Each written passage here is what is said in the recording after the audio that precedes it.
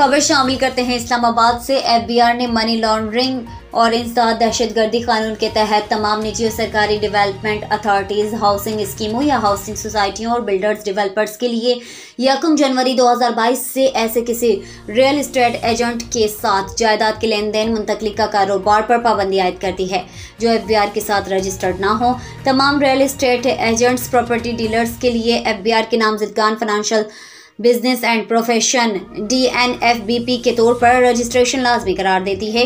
FBI की जारी notification के मुताबिक तमाम रियल एस्टेट एजेंट्स जो development authorities, housing authorities, cooperative housing सोसाइटियों, हाउसिंग स्कीमों के साथ रिहायशी या कमर्शियल जायदाद का कारोबार करते हैं या तामीरात, खरीदो फरोख्त, मालिकाना हुकूक की मुंतकली या आवाम को मालूमात की फराहमी का काम करते हैं, इनके लिए FBI के मुतालिका डायरेक्टर से रजिस्ट्रेशन सर्टिफिकेट का हुसूल लाजमी करार दे दिया गया है।